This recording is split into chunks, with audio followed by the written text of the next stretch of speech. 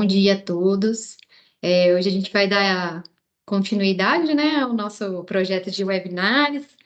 Vamos falar sobre a parte de regulamentação do setor portuário, né? Então a gente dividiu de duas formas. Teremos a Rafaela, que é da nossa área jurídica aqui da ATP. Ela vai falar para vocês sobre como é a regulamentação dentro dos TUPs, pedir para ela focar um pouquinho naquilo que vocês pediram ontem, né, sobre onde entram as etapas do licenciamento ambiental em cada um dos órgãos, tá? Se tiver alguma dúvida, vocês também falem que depois a gente complementa.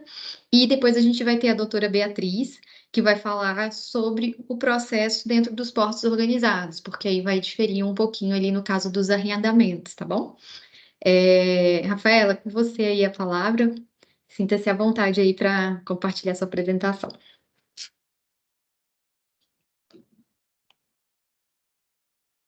Oi, estão todos enxergando? Estamos sim, Rafa. Show. Sim. Bom, pessoal, é um prazer estar com vocês aqui hoje. Agradeço já antecipadamente a parceria que o IBAMA está tendo junto à ATP. Eu acho que será muito proveitoso, principalmente para os nossos associados. O objetivo da nossa apresentação é introduzir para vocês o sistema de autorização de terminal de uso privado e como se dá a influência dele junto aos órgãos anuentes, incluindo o IBAMA. Vou iniciar minha apresentação trazendo um pouco da fala do Almirante Murilo de ontem, que existem 4 modelos de gestão portuária. Bem, como ele deve ter mencionado, o sistema portuário mundial aplica 4 estilos de organização do setor portuário, que existe o Public Service, o Tool Port, o Landlord Port e o Private Port. Então, cada um desses modelos se referem a portos com características distintas quanto à administração, equipamentos, operação do terminal e quem presta serviços portuários, como praticagem e rebocadores. Então, eu achei importante trazer essa especificação, porque o intuito é demonstrar para vocês uma das formas de gestão portuária. Para um histórico, eu acho interessante trazer uma linha de crescimento da gestão portuária no Brasil para introduzi-los ao sistema de autorização de terminal de uso privado. Bem, o sistema portuário brasileiro, ele inicialmente era público. Ele começou a se abrir para a iniciativa privada na segunda metade do século XIX.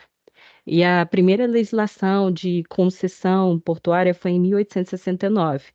Então, o intuito do governo era a redução de gastos. A abordagem ela não teve muito sucesso, exceto com o Porto de Santos, que foi uma concessão que ocorreu em 1888.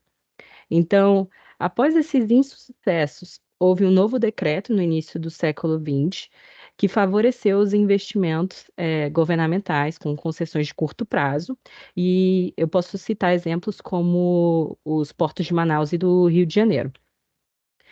Em 1963, houve a promulgação do Departamento Nacional de Portos e Vias Navegáveis. Ele marcou uma fase da estatização, que culminou com a criação da Petrobras em 1975. O problema é que no ano 80, houve uma incapacidade do Estado de financiar o setor sozinho. Então, ele resultou na extinção da Portobras, em 1990, e a descentralização da administração portuária. Então, a gente vê que o modelo anteriormente adotado, de extremamente, da organização ser totalmente pública, já foi demonstrado na prática a necessidade de descentralização e a iniciativa privada como uma forma de prever a diminuição de gastos públicos. A baixa produtividade e a falta de investimentos, ela caracterizou em 1993 a necessidade da descentralização. E a partir daí que foi instituída a Lei 8.630. Ela institui o modelo landlord, que ela transfere a responsabilidade da superestrutura e da operação portuária para o setor privado. Essa lei também definiu o conceito de instalação de uso privativo, que passou a ser mais regulado pelo Decreto 6.620, que trouxe a possibilidade de movimentação de cargas de terceiros, porém que a sua preferência fosse por carga própria. Então, a partir da Lei 8.630, a gente já vê uma distinção para as operações pelo setor privado, mas não como é hoje. A extinção da Portobras, ela também teve outra consequência, além da promulgação da Lei 8.630, que foi a criação da ANTAC em 2001 e a criação da Secretaria Especial de Portos em 2007. E elas tentaram restabelecer uma orientação estratégica nacional, porque antigamente todo o poder de gestão era da autoridade portuária. E considerando essa ineficiência do Estado de gerir, de promover maior entrada do capital externo, houve a necessidade de centralizar o poder através dos órgãos concedentes. Então, as mudanças elas continuaram acontecendo em 2012, através da medida provisória 595, que foi substituída pela Lei 2.815, que hoje é conhecida como a Lei de Portos, foi um marco no setor e reorganizou as funções e as responsabilidades dos envolvidos, focando toda a organização, a gestão da matéria portuária na época do Ministério dos Transportes, que hoje é o Ministério de Portos e Aeroportos. Essa lei, então, ela liberalizou a movimentação de cargas de terceiros para os terminais de uso privado, que é a partir da Lei 2.815, que houve a mudança de nomenclatura para terminal de uso privado, e a autorização para o STUP se tornou mais simples e direta. Então, ela era baseada anteriormente não existia esse modelo, e agora, com a entrada dos TUPs, ela é baseada em contratos de adesão. Então, através da autorização, que é regulada pela ANTAC e pelo Ministério de Portos, ela proporcionou maior flexibilidade e eficiência em comparação com os processos de concessão tradicionalmente, que exige uma licitação, e isso vai ser melhor abordado pela doutora Beatriz. Eu achei interessante trazer esse contexto histórico para mostrar que o surgimento do TUP advém de uma ineficiência de gestão do próprio porto organizado, e que a gente verifica isso até hoje. Bem, eu trouxe nesse slide a forma de exploração do TUP, né? Como eu tinha mencionado anteriormente, o TUP, ele é uma outorga de autorização e ele é celebrado através do contrato de adesão. Quem pode utilizar esse serviço são pessoas jurídicas que vão explorar a movimentação. E eu gostaria de sair um pouco desse slide para mostrar um fluxograma que eu preparei justamente para esse webinar. E vou demonstrar aqui. Esse é o procedimento de autorização para o TUP e como ele ocorre em conjunto com a ANTAC e com o Ministério de Portos através da Secretaria Nacional de Portos, tá? Bem, hoje, qualquer empreendedor interessado que tem interesse de explorar portos e que seja na modalidade de terminal de uso privado, ele tem que encaminhar uma série de documentos para a ANTAC. Previamente, eu vou chegar no nosso fluxograma, que previamente ele pode emitir uma declaração de adequação junto à secretaria. Mas eu vou seguir a ordem e, à medida que o procedimento for avançando, eu vou dando também esses insights no sentido de, olha, essa documentação eu posso solicitar antes para facilitar o meu procedimento e mostrar para vocês como acontece na prática. Hoje, o procedimento de autorização ele é regulado pela Resolução 71 da ANTAC e também pela Portaria Ministerial 1064, que é da Secretaria. Hoje, o indivíduo ele entra na ANTAC apresentando um requerimento de autorização. Esse requerimento ele tem que encaminhar vários documentos. Tem um checklist de habilitação do requerimento de autorização. Então, ali precisa da ficha cadastral preenchida, do ato constitutivo, memorial descritivo da área, planta de locação da instalação do terminal, título da propriedade do terreno ou a inscrição da ocupação. Normalmente, o que é colocado aqui, considerando que a gente não tem todos esses documentos que são fornecidos pela SPU, a ANTAQ vem adotando um modelo de aceitar somente a certidão de disponibilidade nesse primeiro momento de pedido de autorização. Isso é uma fragilidade, a gente vai ver mais na frente, porque quando a gente vai assinar um contrato de adesão, já vem uma cláusula suspensiva, no sentido de que a eficácia plena daquele contrato, e normalmente eles dão um prazo de validade de 2 anos, vai ter essa fragilidade enquanto não for apresentado o contrato de cessão de uso da área. Enfim, consulta à autoridade aduaneira, consulta ao poder público municipal, emissão pelo órgão licenciador do termo de referência. Como vocês sabem, vocês devem ter ouvido no webinar de ontem, para um requerente apresentar o pedido de autorização, ele não precisa ter em mãos uma licença prévia. Ele precisa somente, nesse primeiro momento, do termo de referência, que vai dar todos os instrumentos para basear o EIA-RIMA no futuro. E aqui a gente inclui a documentação probatória de regularidade fiscal, incluindo Secretaria Municipal, Secretaria Estadual da Receita, todos os órgãos federais também estão exclusos nessa documentação. Eu não trouxe detalhadamente toda a documentação porque é bem extensivo, mas é um compilado para vocês verificarem que são vários documentos e, inclusive, nesse âmbito, tem órgãos anuentes que devem ter o seu processo em concomitância com o processo na ANTAQ. Então, eu entro com um pedido de autorização na ANTAQ, eu já tenho que ter um procedimento aberto junto à SPU para, no mínimo, obter uma certidão de disponibilidade.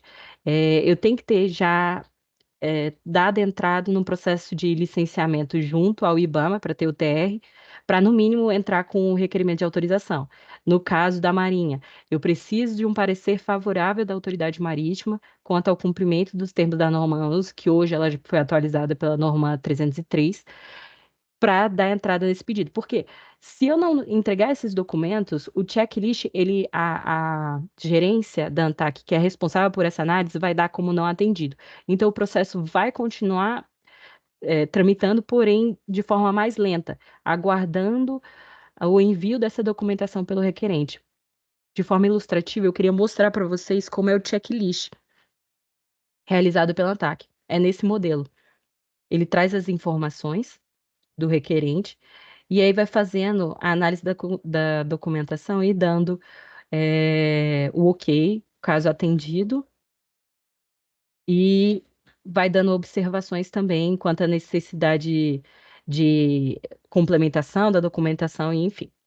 Beleza, eu apresento essa documentação no ANTAQ, como é que são os passos seguintes, né? Quando a documentação está desconforme, o requerente ele é notificado, ele é intimado para no prazo de 30 dias apresentar as adequações. Caso não apresente, o processo vai ficar arquivado. E caso apresente, traga a conformidade na documentação apresentada, a ANTAQ ela vai publicar no site o requerimento e a ficha de cadastro. E, posteriormente, ela vai divulgar um instrumento convocatório para abertura de anúncio público. Nessa fase aqui, não é comum que a agência faça isso. Por quê? Normalmente, quando um interessado para explorar e obter a autorização de um TUP, ele entra previamente com um pedido de declaração, de emissão de declaração de adequação junto à secretaria, dentro do Ministério de Portos e Aeroportos, porque a secretaria é responsável por dar um deferimento do empreendimento e dizer que ele está em consonância com as diretrizes de planejamento e as políticas do setor portuário. Isso é para antever um anúncio público. Então, normalmente, o que o interessado faz? Antes de apresentar o requerimento de autorização na ANTAQ, ele já faz esse procedimento de solicitação da declaração de adequação junto à Secretaria Nacional de Portos e Transportes Aquaviários. Aqui, trago até essa observação aqui do lado. Então, passa o instrumento, esse instrumento convocatório, caso não haja a declaração de adequação, e vai ocorrendo a chamada pública, né, para se manifestar quem tem interesse, e posteriormente, a ANTAC ela publica no site a lista de habilitações, caso tenha algum interessado na exploração daquela mesma área. Bem, após esse trâmite inicial de análise de documento, verificação se há interessados para concorrência daquela área, a ANTAC ela procede à análise da viabilidade locacional. Essa análise de viabilidade locacional, ela considera a implementação física da instalação portuária. Então, ela não pode ter impedimento operacional com outras instalações portuárias já existentes. Então, nesse procedimento, a agência ela não faz uma análise subjetiva, uma análise concorrencial. O intuito dela é verificar se a interlândia daquele porto que vai surgir prejudica a área de outro porto, se tem problemas em questão operacionais. Então, nesse momento, a ANTAC ela pode exigir a certidão declaratória da disponibilidade do espaço físico pela SPU. Até aquela questão do checklist, até esse momento, é um dos pedidos, mas não é um impedimento. Aqui ela já precisa demonstrar essa declaração de disponibilidade pela SPU. Enfim, havendo essa análise pela ANTAC, e a agência defere a possibilidade e a viabilidade locacional. A ANTAC ela vai emitir um relatório final e ela vai encaminhar o processo administrativo para o poder concedente, através da secretaria.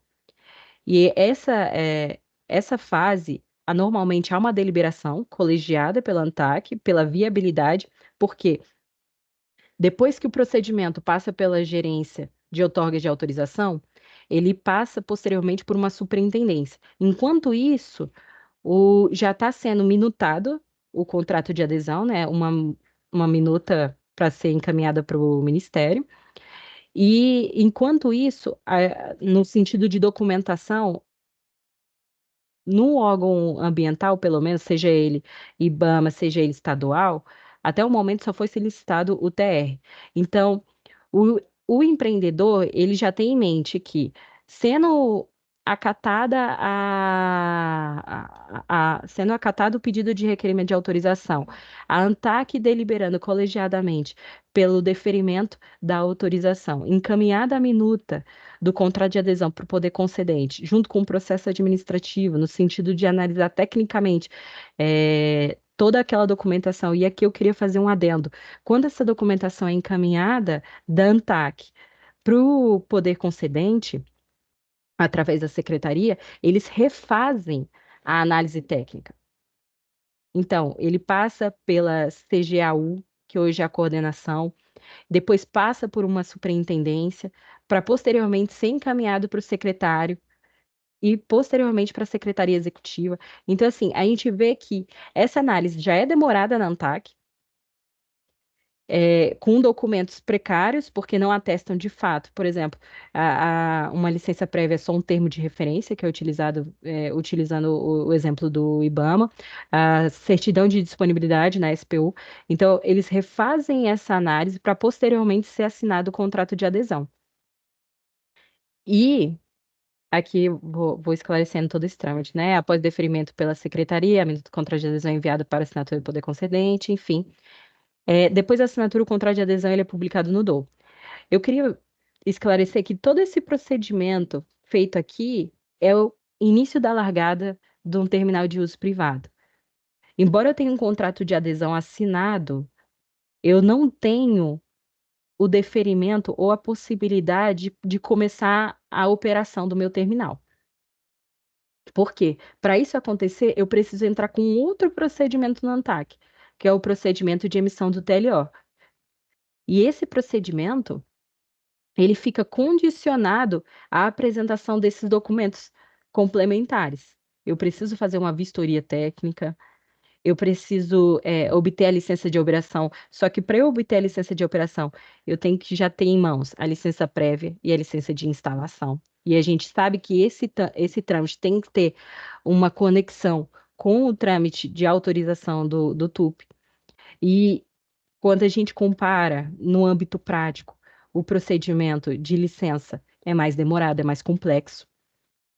Então, embora a gente tenha um contrato de autorização, até iniciar a operação, o terminal ele fica num limbo. Enquanto isso, gastando o dinheiro do investidor, porque não tem nenhuma ajuda de custo do governo.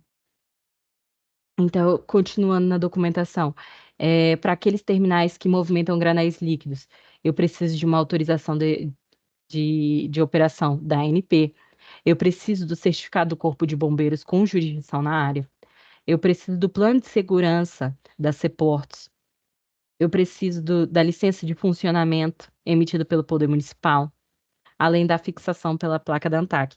A gente estava conversando internamente com alguns dos nossos associados e eles chegaram a fazer um levantamento de órgãos anuentes no procedimento de autorização até a efetiva movimentação do terminal através da sua operação, né?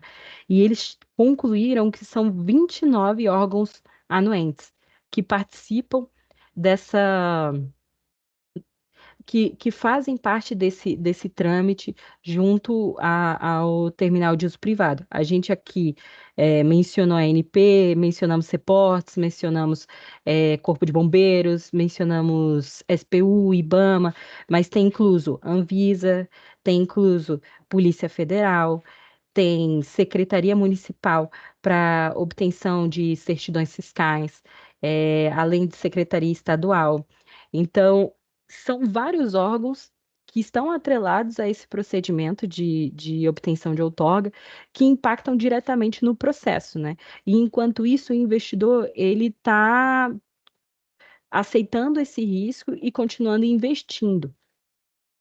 Agora eu vou voltar para a minha apresentação para falar especificamente da influência do licenciamento ambiental no procedimento de outorga, né? No fluxograma eu não consegui trazer essa informação, mas eu trouxe nesse slide, que previamente ao início do processo de licenciamento, o empreendedor ele tem que apresentar, junto à Capitania de Portos, um requerimento solicitando um parecer quanto ao ordenamento do espaço aquaviário e à segurança da navegação, e esse parecer tem que ser favorável, fornecido pela Marinha.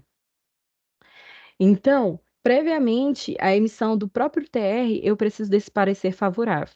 E sem o TR, eu não consigo, dar entrada no pedido de autorização. Então, a gente já tem uma influência do órgão ambiental previamente à emissão do TR. Quando o órgão, quando o requerente ele vai iniciar o pedido de licenciamento ambiental, a gente fornece as informações básicas para a emissão do termo de referência, né? E posteriormente é iniciado o procedimento para a elaboração dos estudos ambientais obrigatórios. E aqui eu faço destaque, como vocês sabem, para o estudo de impacto ambiental e o relatório de impacto no meio ambiente, comumente é chamado de EARIMA, e eles são os documentos primordiais e mais complexos. Então a gente vê que o empreendedor fica muito tempo nessa fase do licenciamento ambiental, até ter a liberação da licença prévia. Tendo em mãos assim, ocorrendo de forma graduada, contínua, e tudo, tudo tramitando de forma excepcional, cumprindo os prazos, sem nenhuma interveniência, eu tenho a liberação da licença prévia, e posteriormente eu vou dar entrada no órgão ambiental do pedido da emissão da licença de instalação, que é só entregue após o envio de alguns estudos ambientais. E aqui eu trouxe o exemplo, né, do relatório de controle ambiental e o plano básico ambiental, e ele detalha as ações necessárias para mitigar os impactos identificados quando da instalação do empreendimento. Então, assim, a gente vê que posteriormente, toda essa entrega de documentação ambiental, enfim, a gente pode solicitar a licença de operação. Então, como é que acontece, né, no âmbito prático? Eu tenho um empreendedor interessado em solicitar uma outorga junto ao Ministério e à ANTAQ.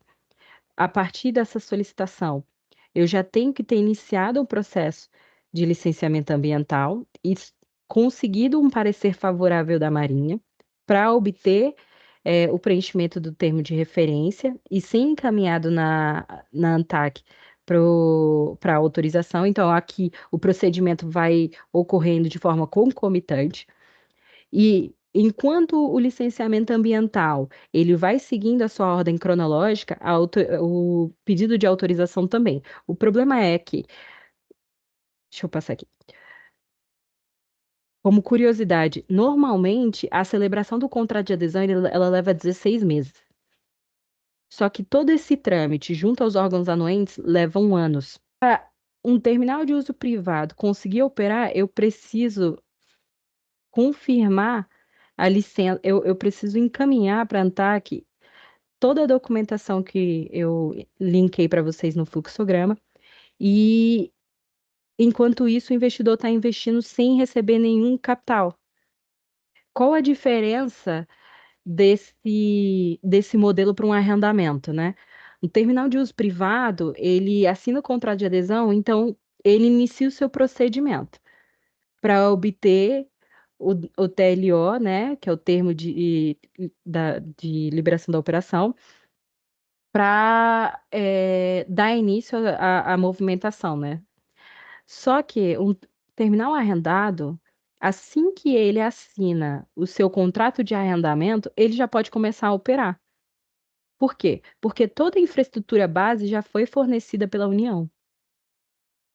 Então a gente enxerga que, embora o terminal de uso privado ele tenha um contrato de adesão assinado, ali começaram as suas dores de cabeça para conseguir manter o trâmite, conseguir manter os investimentos e perdurar durante alguns anos para obter todas as certidões, licenças e pareceres favoráveis. Eu acho que a partir daqui eu posso parar um pouco a minha apresentação para ter o contraponto da Bia no âmbito do Porto Organizado e, posteriormente, a gente fazer um compilado da diferenciação regulatória entre esses dois regimes jurídicos. O que vocês acham? É ótimo, Rafa. Doutora Beatriz, prazer ter você aqui com a gente, poder falar um pouquinho, né, sobre os portos organizados. A ATP, quando a gente estava fazendo toda a programação junto com o IBAMA, a gente teve esse cuidado, né, porque nosso foco é TUP, é terminal de uso privado, então é importante a gente ter outra pessoa que tenha um olhar mais para o arrendamento, para o porto organizado, para trazer essa nova perspectiva, né? Vou passar a palavra aí para você, se quiser se apresentar aí também para o pessoal do IBAMA, para toda a equipe que está aqui presente. Bom dia a todos. Meu nome é Beatriz Galotti. Hoje eu vou apresentar sobre a gestão dos portos organizados, né, numa contramão do que a doutora Rafaela vinha falando até agora, que era sobre as instalações portuárias que ficam localizadas fora dos portos organizados. E eu represento aqui a ABEP, que é justamente a Associação das Autoridades Portuárias, que são administrações que cuidam dos portos organizados, né? Eu fiz uma ilustração num PowerPoint que eu vou pedir licença para compartilhar com as senhoras e senhores, mas acho que o principal canal aqui de comunicação não vai ser o PowerPoint, sim as dúvidas que vêm aparecendo e que eu acho totalmente oportuno que se necessitarem já indicarem ali ao longo da apresentação.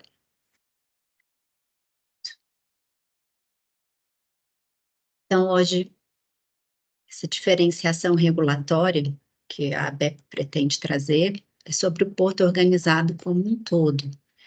Como os senhores e senhoras poderão verificar, existe uma diferença jurídica e regulatória bem diferente para essas áreas que ficam dentro e fora do porto organizado.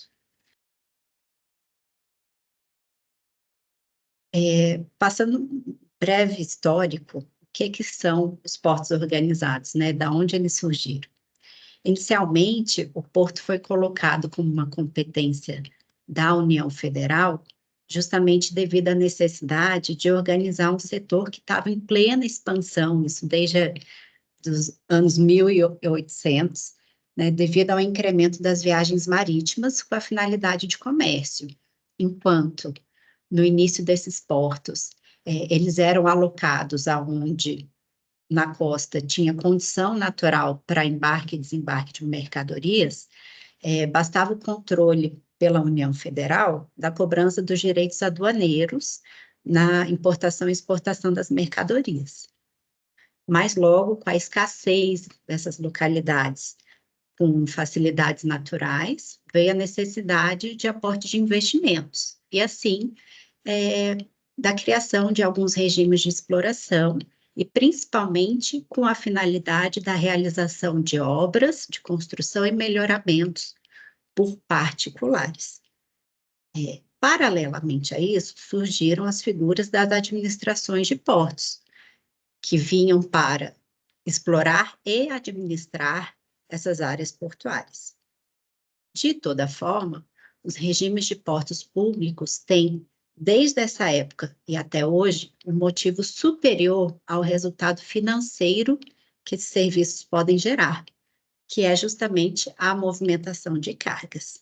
Esse é um princípio bem interessante que a gente vê principalmente no porto público, porque às vezes o atendimento a certa mercadoria, ela não parece ser tão interessante do ponto de vista financeiro, mas é interessante do ponto de vista social, do ponto de vista do interesse público. E o porto organizado tem que atender essa carga.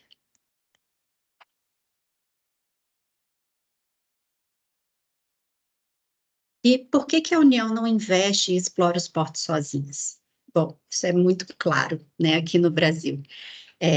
A União não tem condição de fazer esses aportes públicos e também não tem vocação para assumir as atividades econômicas. E quais são, então, os atores que surgem, né, quando a União não realiza essa atividade sozinha? Tem o poder concedente, que é o Ministério de Portos e Aeroportos, tem a ANTAQ, que hoje é a agência reguladora do setor aquaviário, tem o porto organizado, que é a figura que nós vamos tratar aqui, a administração portuária, que é a que cuida desse porto organizado e faz sua gestão, as instalações portuárias, que podem se localizar dentro do porto organizado ou fora do porto organizado, nesse segundo caso, são os TUPs, que a doutora Rafaela já explorou, os usuários, que são os usuários desse serviço, e todos os órgãos intervenientes nessa atividade, como, por exemplo, o IBAMA. E aqui, tentando trazer, então, um pouquinho do conceito de porto organizado e simplificando esse conceito, dividir a estrutura da apresentação em 3 principais blocos. Primeiro, para tratar especificamente do porto organizado e suas características. O segundo, para tratar sobre as administrações portuárias, colocando aí 3 principais diferenciações entre elas. E o terceiro, para tratar das modalidades de exploração de áreas e instalações dentro do porto organizado, onde a principal exploração conhecida é o arrendamento.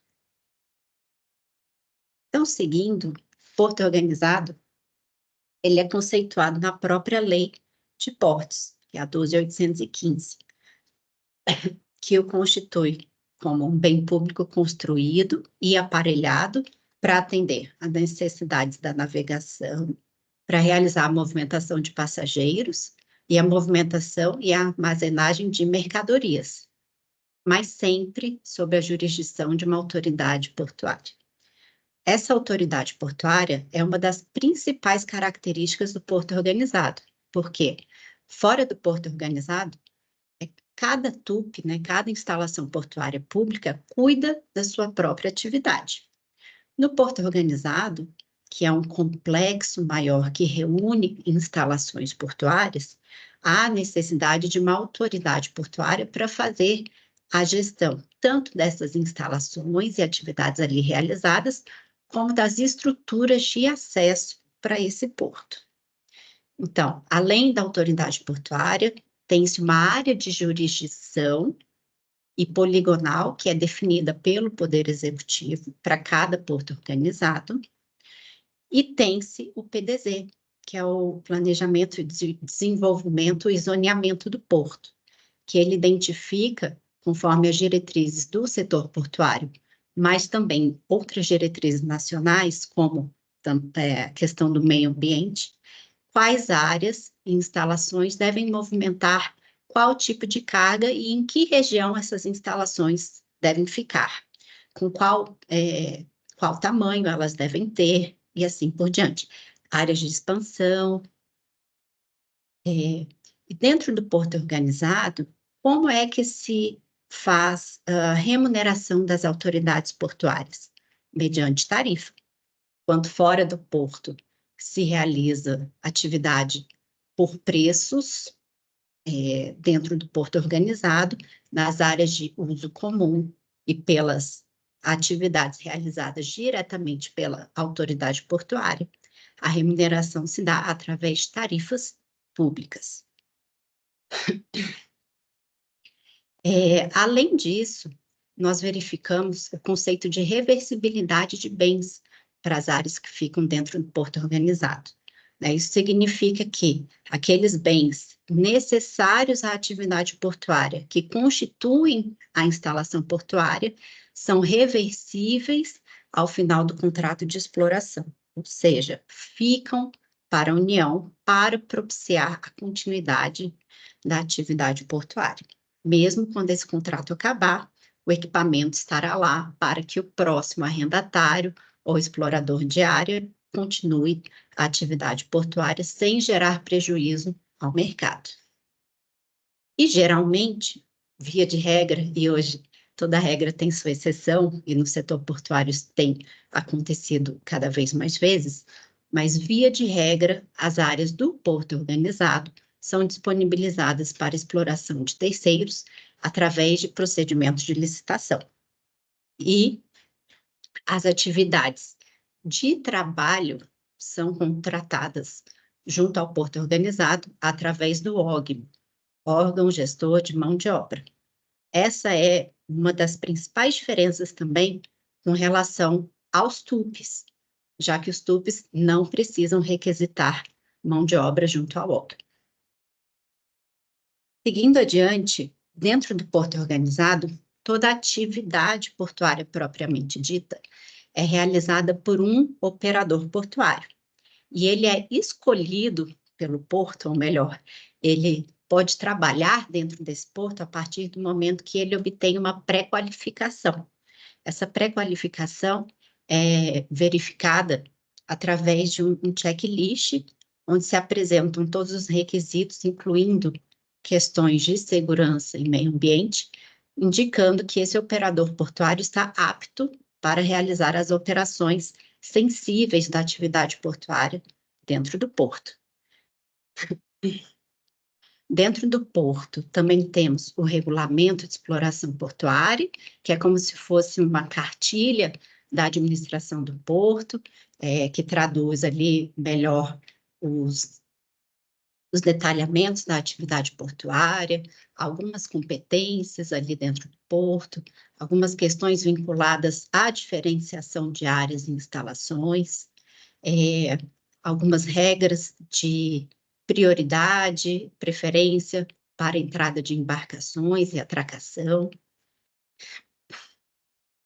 No porto organizado, também compete à autoridade portuária realizar o melhoramento e aparelhamento do porto para o comércio e para a navegação. Essa é uma diferença bem interessante com relação ao TUP, já que no TUP, esse melhoramento e aparelhamento é realizado pelo próprio privado a partir da sua necessidade, né? Aqui dentro do porto organizado, como um condomínio portuário, compete à autoridade portuária realizar esse melhoramento e aparelhamento. Mas, ainda assim, nós vemos que existe uma diferenciação de áreas no que tange a esse conceito Greenfield e Brownfield. O Greenfield é uma área com vocação portuária que ainda está nua, então pode ser que ainda precise de terraplanagem, investimentos em superestrutura, drenagem, enfim. O particular, quando obtiver essa área para exploração, terá que realizar melhorias e investimentos para deixar a área operacional, enquanto que uma área brownfield provavelmente já foi utilizada no passado e talvez precise de uma pequena manutenção, de uma melhoria para atualização de algum equipamento, atualização de alguma tecnologia, mas, via de regra, já está apta para a continuidade das operações portuárias. Aqui, apenas para facilitar a visualização, trouxe uma figura do Porto de Santos, que, como os senhores podem ver, fica identificada através dessa poligonal, né, que todas essas áreas desenhadas e coloridas são a poligonal do Porto de Santos, e ela fica dividida ali em tipos de carga. Santos é o maior complexo portuário da América Latina e, portanto, é o mais conhecido entre nós, mas, obviamente, não é o único porto organizado do Brasil. Aqui na sequência vou mostrar outras fotos de outros portos organizados que também têm muita relevância no Brasil.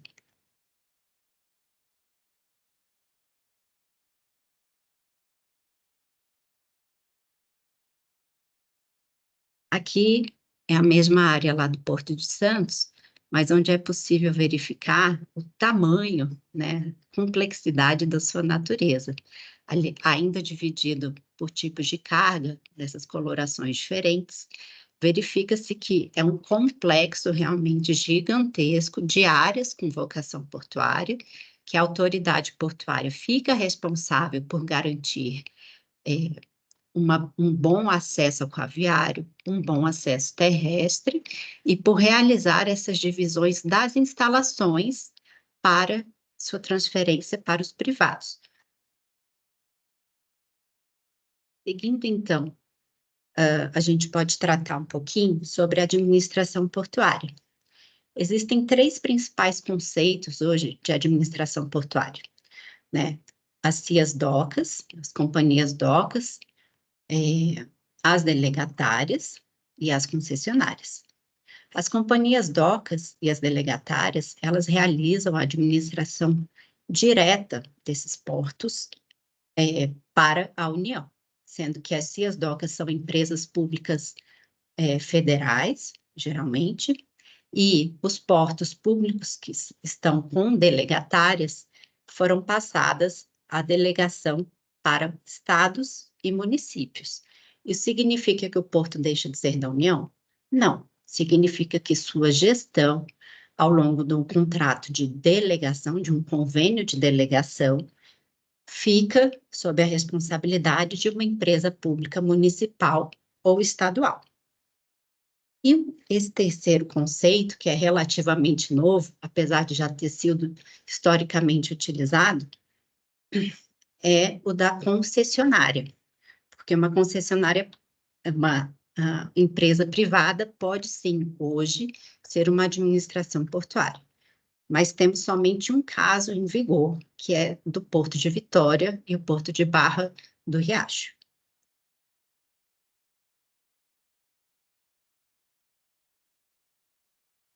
Então, acho que o principal item de dúvida com relação às administrações portuárias é justamente o ponto da concessão. A concessão nada mais é do que a cessão onerosa, né, sempre remunerada, do porto organizado como um todo, com vistas à administração dessas estruturas e, possivelmente, da exploração dessas áreas.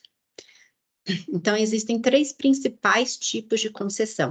A concessão que a gente chama de full, que é para a função de administração, exploração direta e indireta das instalações portuárias.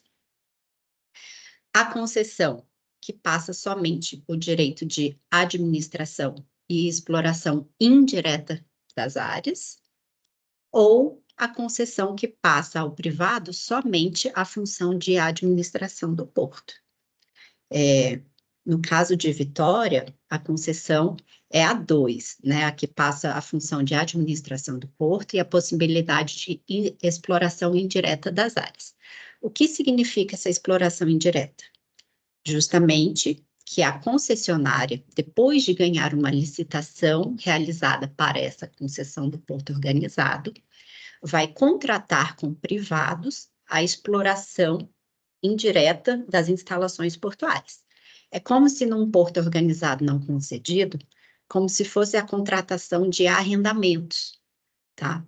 Ou seja, naquela figura do Porto de Santos, a concessionária cuida do todo e as frações diárias, né, as instalações portuárias, ela repassa para privados através de um contrato de exploração diária, tá? Dentro de uma área concedida, a gente não tem mais, semanticamente, a figura do arrendatário, tá bom?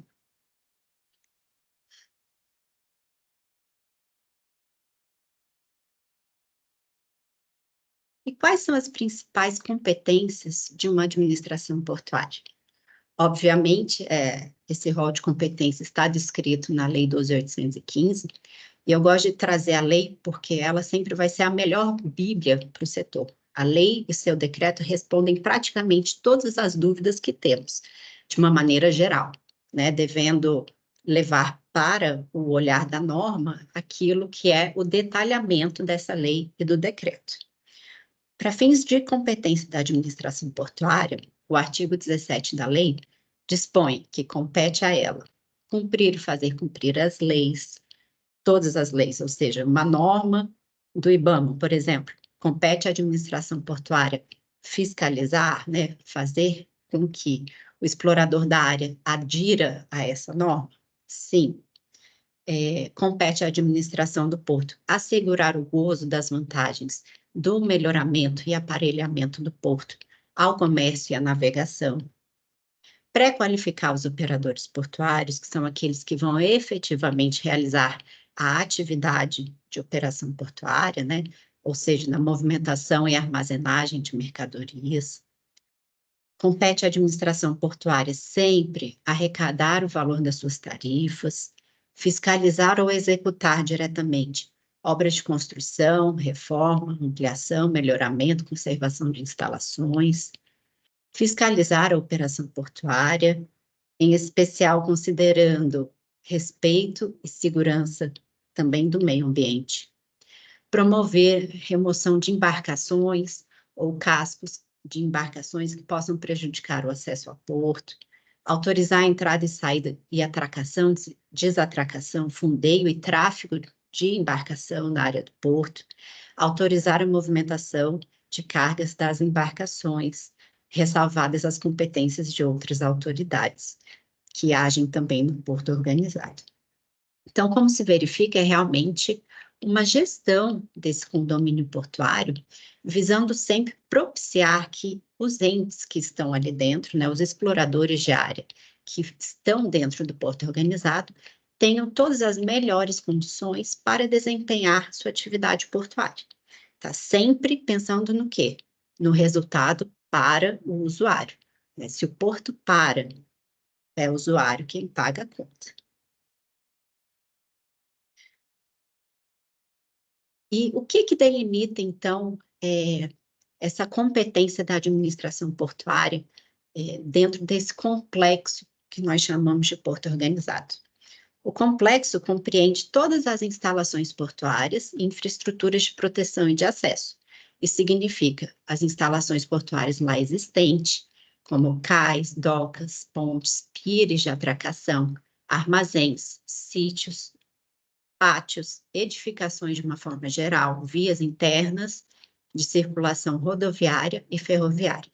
E também aquelas estruturas que ficam na água, como infraestrutura de proteção de acesso, áreas de fundeio, bacia de evolução, canal de acesso, áreas adjacentes a esse, até as margens de instalação do porto organizado.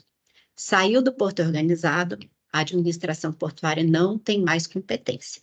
Agora, fazendo aqui uma comparação com os TUPs, a gente tem no Brasil mais de 7.500 quilômetros para instalações de portos, né? 7.500 quilômetros de costa litorânea.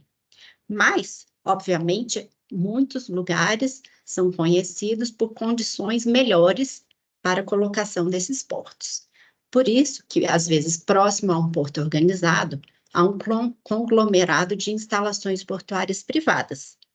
E, muitas das vezes, os tupes que ficam fora do porto se utilizam, por exemplo, de canais de acesso que a autoridade portuária provê para a facilidade da navegação. Tá? Então, por muitas vezes acontece de um tupe se beneficiar, obviamente, a partir de uma remuneração para tanto, das instalações do porto organizado, como é o caso do canal de acesso.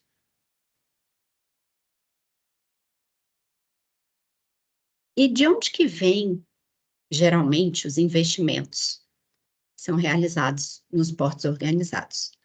Bom, aqui a figura do excelentíssimo ministro de Portos, ministro Silvio Costa, que anunciou ainda no mês de março que o governo pretende alavancar mais de 14 bilhões em investimentos para os portos até 2026. Veja, esse evento onde ele anunciou esse investimento foi justamente na Bolsa de Valores de São Paulo. Por quê? Porque ele estava anunciando o leilão de 35 empreendimentos portuários que serão realizados ao longo desse triênio. Então, quais empreendimentos portuários são esses? Aqui, a gente tem a Costa Nacional e a identificação de alguns principais dessas áreas que vão ser arrendadas através de uma licitação a ser realizada com o apoio da ANTAQ, do Ministério, lá na B3. Pois bem, tratando dessa exploração, então, das áreas de instalações portuárias no porto organizado, nós já tratamos bastante da figura do arrendamento, que é a principal conhecida, até porque, historicamente, é a que compõe a 8.630, a 2.815, mas com a utilização das normas pela ANTAQ, foi possível a criação de alguns novos institutos de exploração de áreas para dentro dos portos organizados. Até porque o arrendamento é a cessão onerosa de área e infraestrutura pública dentro do porto organizado para exploração por prazo determinado. Mediante o quê? Licitação. Via de regra, há exceções. Como a gente sabe, no Brasil, o procedimento de licitação não é simples. Então, o arrendamento, ele nem sempre vai ser a melhor figura para exploração de área dentro do porto.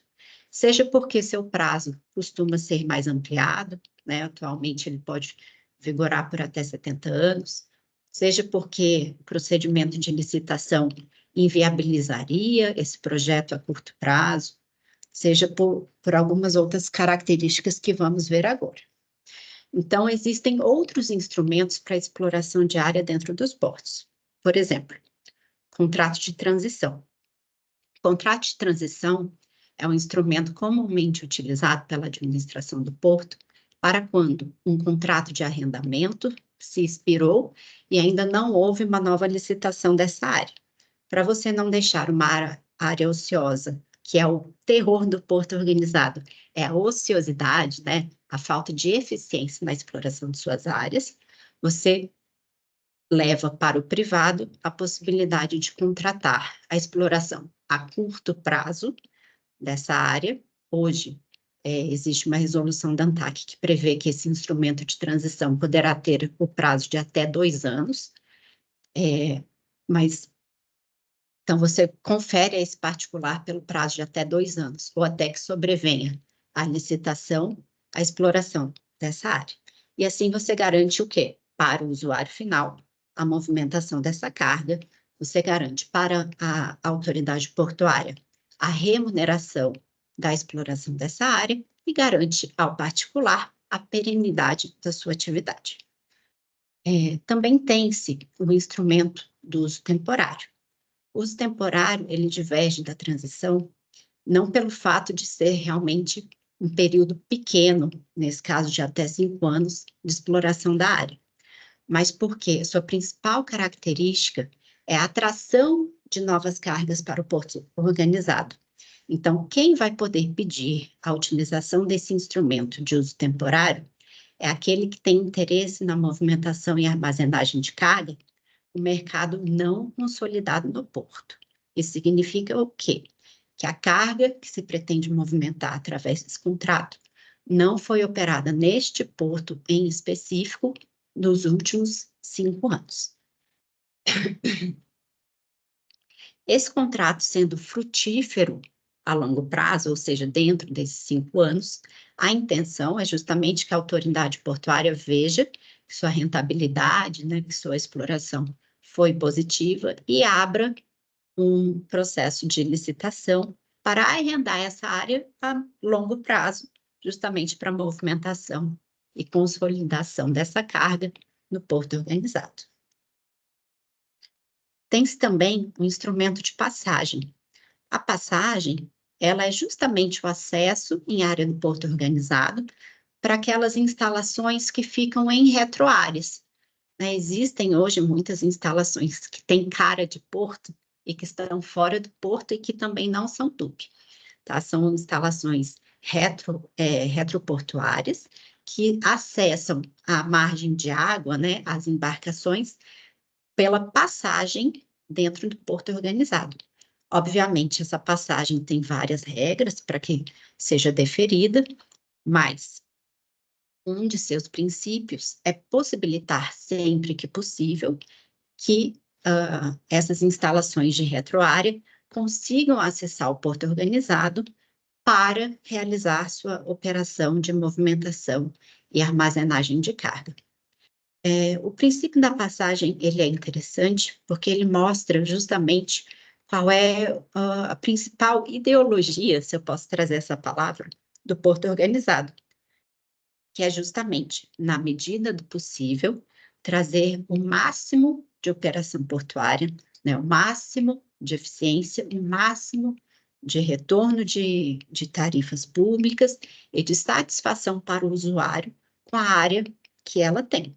Então, o pior problema para o porto é possuir áreas com vocação portuária que não estão sendo exploradas, né, ou que estão sendo exploradas com baixa eficiência. Por isso, sempre que possível, é feita esse instrumento de passagem para as retroáreas que precisam acessar o porto para garantir que não só o porto organizado funcione, mas que essas retroáreas funcionem também a partir da movimentação de cargas recebidas pelo porto.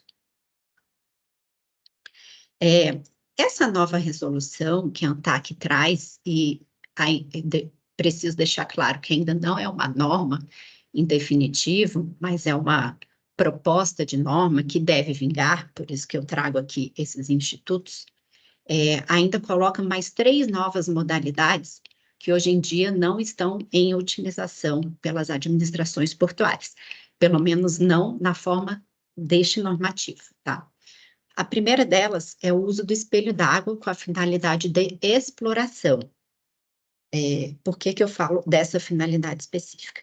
Porque hoje, como a doutora Rafaela bem mencionou, já se precisa que tenha um processo junto à Secretaria do Patrimônio da União para cessão do uso do espelho d'água, seja para a atividade do TUP, seja para o porto organizado.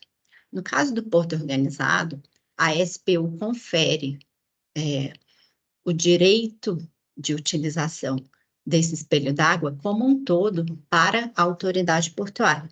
E a autoridade portuária cede parte desse uso do espelho d'água para as instalações portuárias que ali se concentram, né? Agora, a exploração diária do espelho d'água, que é o que está aqui nesse conceito da nova resolução da ANTAC, não é a mera cessão dessa área, e sim a cessão com a finalidade de exploração de uma atividade de movimentação e armazenagem de cargas. Logo, ela precisa ser remunerada à administração do porto. Vou dar um exemplo prático do que já vem acontecendo até no Brasil, que é, por exemplo, a instalação de uma embarcação com a finalidade de regais. Essa embarcação vai ficar ali, até perdendo a sua característica de embarcação, que é a navegabilidade, mas ela vai ficar atracada nessa área do porto organizado por um longo prazo, constituindo ali sua atividade de indústria, que é o regás, e depois propiciando a movimentação desse gás da embarcação para a área em terra. Então, essa modalidade do contrato de uso do espelho d'água seria justamente para remunerar como se fosse o berço do navio, né, a vaga que esse navio ocupa numa área de espelho d'água cedida pela SPU para a administração do porto. Seguindo, ainda tem o conceito de uso público de áreas e instalações dentro do porto organizado. Esse conceito se difere dos demais já apresentados, porque ele indica a perenidade de uma atividade portuária, mas que vai ser realizada a curto prazo. É o que chama-se há muito tempo de operação spot, onde algum usuário de serviço ou algum operador portuário vai precisar de uma determinada área para uma atividade que tem início, meio e fim num curto espaço de tempo. E ele pode utilizar esse novo modelo de contrato de uso público de áreas para realizar essa atividade. Tá? Ele não precisaria, por exemplo, de um arrendamento de um longo prazo para que isso acontecesse, e também não precisaria ficar ali na área, utilizando por um prazo pequeno, sem nenhum instrumento jurídico que permitisse que ele estivesse ali conforme a previsão da sua movimentação de mercadoria. Porque isso é o que acontece na prática sem segurança jurídica, seja para o porto organizado, né, a administração portuária, seja para esse operador portuário. Tem uma área de uso público no porto organizado, chega o operador, combina com a autoridade portuária que vai fazer uma movimentação de carga pelo período, por exemplo, de 90 dias, e ele fica ali utilizando com exclusividade, né, durante esse período, essa área. Mas essa exclusividade, ela é parcial, porque se tiver algum outro interessado em utilizar essa área de uso comum da autoridade portuária, ele também tem esse direito, né? Então, vendo essa dificuldade de relações entre a administração portuária e interessados em utilizar essa área de uso comum, é que a ANTAQ pensou, e acho que fica muito bem colocado dessa forma, em se fazer um instrumento de curto prazo que garante o uso não exclusivo, porque, de fato, havendo outros interessados, será necessário negociar, mas pressupõe o atendimento do interesse de um usuário na forma de uso eventual ou continuado. Tá? E, por fim, existem ainda as explorações de áreas não afetam as operações portuárias. Obviamente que dentro do espaço do porto organizado, essas são as áreas de menor relevância, onde se tem uma menor remuneração, mas é importante que o PDZ identifique onde essas áreas ficam localizadas, porque há, sim, atividades dentro do porto que não são operacionais e que precisam ali estar instaladas. E, no geral, né, como é que ficam os aspectos ambientais dentro dessa área do porto organizado? E são muitas as dúvidas relacionadas a esse tema, e eu ouso dizer que a resposta não é tão simples, porque ela sempre vai depender das competências e das responsabilidades, conforme dispõem as leis, as normas e contratos. Então, a resposta existe, mas ela precisa ser verificada através de diversos dispositivos diferentes. E, como um reforço, eu trago aqui, então, por exemplo, o que dispõe a Lei 12.815 sobre isso, que para o caso de celebração de contrato de concessão, ou seja, né, do porto organizado como um todo, ou do arrendamento, que é essa fração instalação portuária localizada dentro do porto organizado, é necessária a consulta e emissão pelo órgão licenciador do respectivo termo de referência para os estudos ambientais com vista ao licenciamento, né? De outro lado, dispõe o decreto de portos, que a realização dos estudos prévios de viabilidade técnica, econômica e ambiental do arrendamento ou da concessão observará as diretrizes do planejamento do setor portuário, de forma a considerar o uso racional da infraestrutura de acesso aquaviário e terrestre e as características de cada empreendimento. Isso indica também o quê? Que, previamente ao arrendamento e à concessão, é realizado este EVTE, que considera também os aspectos ambientais da região. E aí eu trouxe aqui um exemplo mais prático, que é o trecho de um edital de arrendamento, MAC 13, de uma área arrendada lá em Maceió, que dispunha da possibilidade de visitas técnicas prévias ao arrendamento da área, justamente para verificação em loco e obtenção de informações suplementares sobre, inclusive, eventuais questões ambientais. Isso por quê? É possível que dentro dos portos organizados, a própria autoridade portuária já tenha o licenciamento ambiental como um todo para a movimentação e armazenagem de cargas.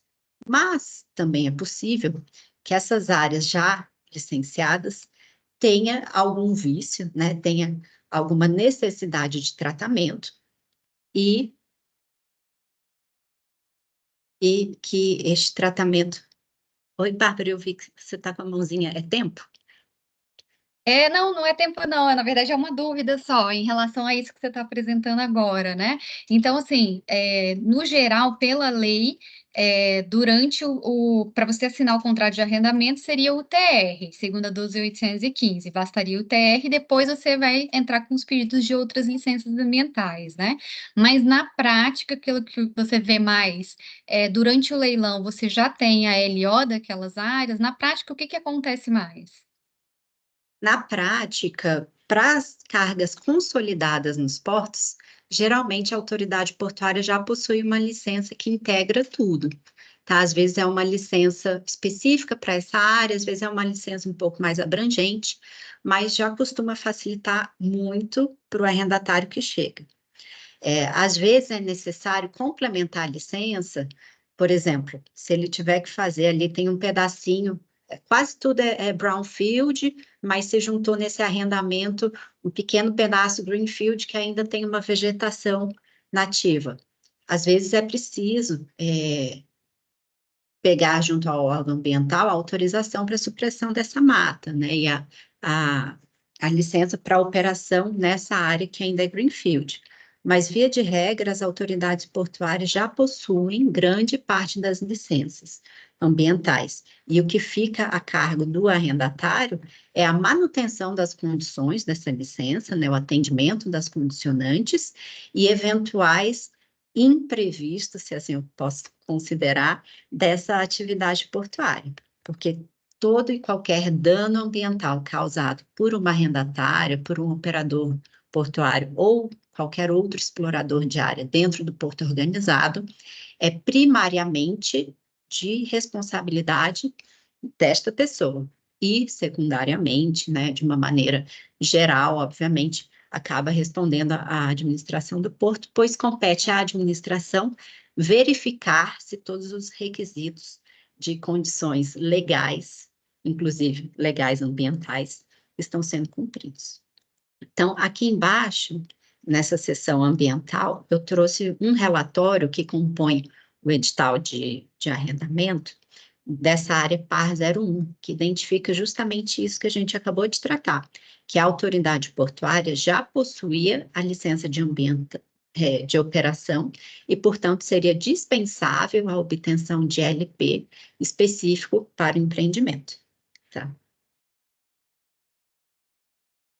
E aqui eu trouxe alguns trechos do contrato de arrendamento desse MAC 13, né, dessa área explorada lá em Maceió, onde dispõe diversas obrigações com relação a passivos ambientais conhecidos pela arrendatária que vier a assumir essa área. Então, caberá à arrendatária providenciar recuperação, remediação e gerenciamento dos passivos ambientais relacionados ao arrendamento. E aqui eu trago várias outras cláusulas que dispõem esse próprio contrato de arrendamento, mas sempre qual é o viés norteador dessa responsabilidade ambiental? A responsabilidade fica com o arrendatário, caso esses custos de recuperação, remediação e até os fatores, né, de recuperação, remediação e gerenciamento sejam conhecidos pelo arrendatário, possíveis de conhecimento pelo arrendatário, até a data de assunção do contrato. Se esses danos, né, de recuperação, remediação e gerenciamento não eram possíveis de ser verificados quando da data de assunção desse contrato, eles passam a ser de responsabilidade do poder concedente, tá? E não mais do arrendatário. Mas, como os senhores podem verificar, há diversas cláusulas de alocação de riscos para o arrendatário, incluindo esse risco da obtenção de licenças, quando for necessário, né? De recuperação ambiental, remediação e gerenciamento de passivo, quando conhecido, inclusive risco de assumir atraso na obtenção das licenças federais, estaduais ou municipais, quando não houver estipulação do prazo máximo legal a regulamentar pela sua emissão pelas autoridades competentes. Isso aqui é bem difícil, né?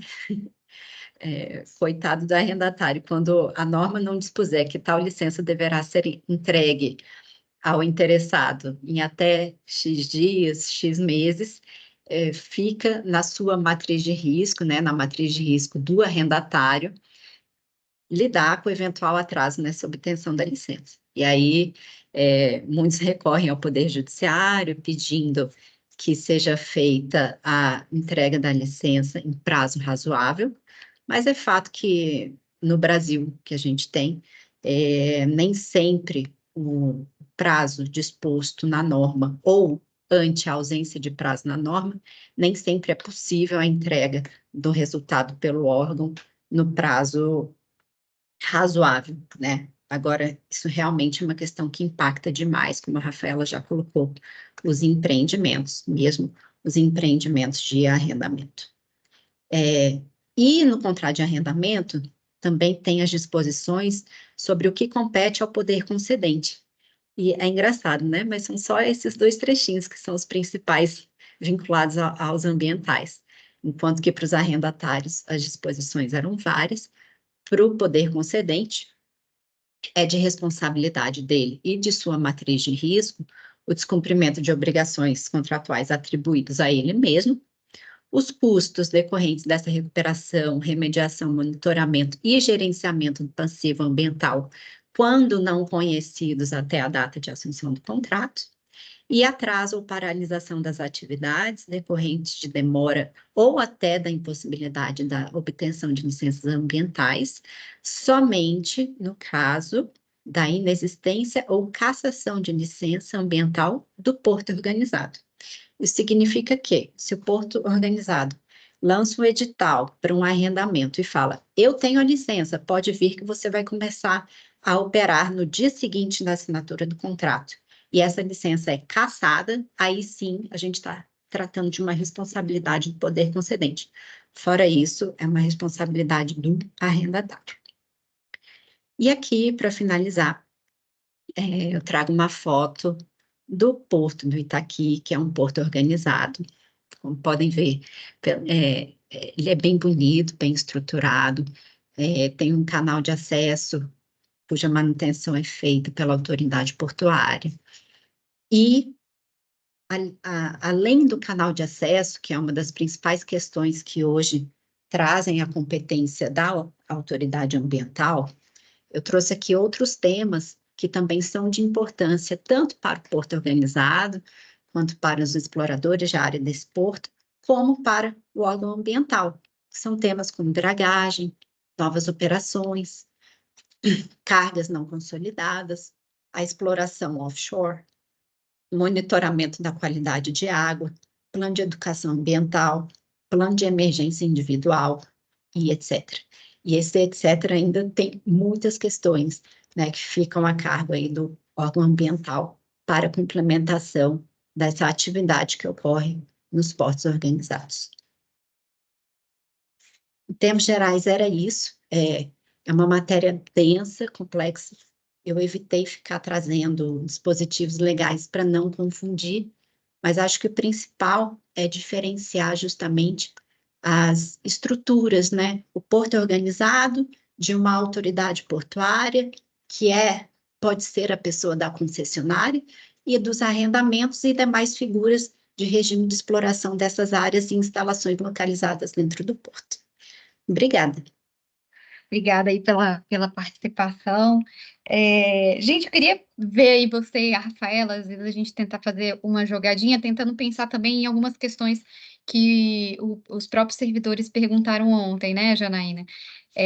A gente estava conversando um pouquinho sobre o Navegue Simples e como que a gente também pode pensar em soluções. E a Janaína, ela foi muito sábia também quando ela apontou sobre a dificuldade que às vezes existe das instalações encaminharem documentos no formato e com as informações que precisam ser entregues, né?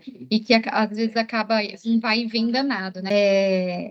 E aí, falando sobre essa dificuldade, né? E pensando num processo como um todo, não só ali na autorização do TUP, depois do contrato de adesão, e não só depois também do contrato de arrendamento, né? Onde vocês percebem que a gente encontra mais gargalos?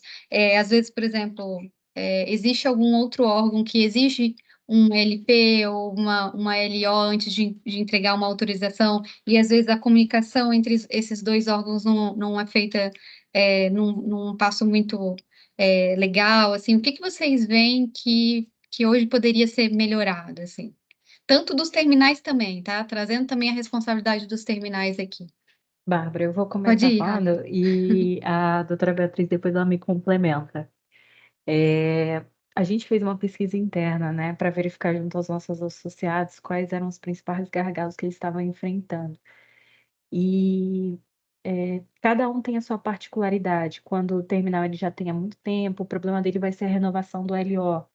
Os terminais que acabaram de assinar o contrato de adesão estão enfrentando problemas para emissão da LI ou da LP. Eu acho que o maior gargalo é justamente o que a doutora Beatriz falou. A gente tem um emaranhado de normativas e não tem uma diretriz específica, porque cada órgão pode solicitar uma documentação distinta. Então, acredito que uma forma de mitigar esses problemas seria ter, para cada tipo de regime jurídico de exploração de um porto, uma lista de documentações, uma lista de documentação que seja específica, que seja no âmbito estadual, seja no âmbito nacional, através do IBAMA, mas que tenha uma lista mais clara do que deve ser apresentado. Eu acho que facilitaria bastante, porque a gente verifica junto aos nossos associados uma dúvida constante do que cada órgão solicita, qual é a documentação necessária e principalmente o modelo. Inclusive, a Bárbara mencionou um comentário da doutora Janaína, que tem uma dificuldade em envio de documentação com modelos distintos, né? Seja PDF, PNG, tem outros.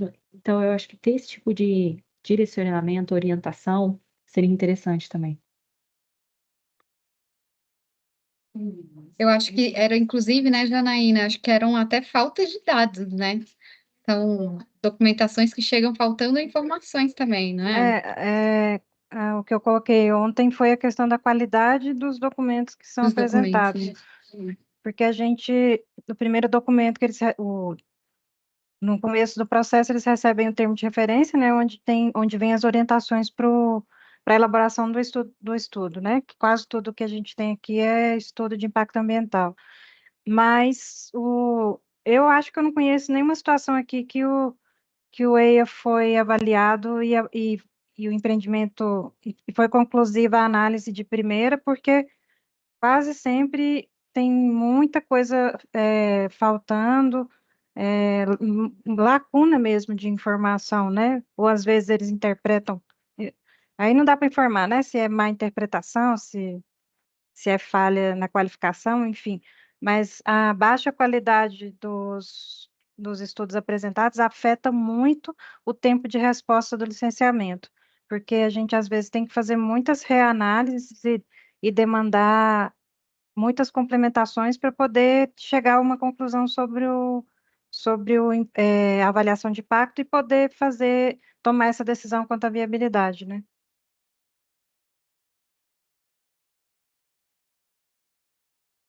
Doutora É, Beatriz, quer complementar também? Na sua experiência, assim, onde que você vê gargalos também, né? Onde que a gente pode melhorar as comunicações? E lembrando, né, gargalos dos órgãos e dos terminais também, né? Eu vi que a doutora Gilmar abriu a câmera, não sei se ela deseja tratar isso, porque essa é uma dor que ela enfrenta diariamente com a associação, né? Depois eu posso complementar.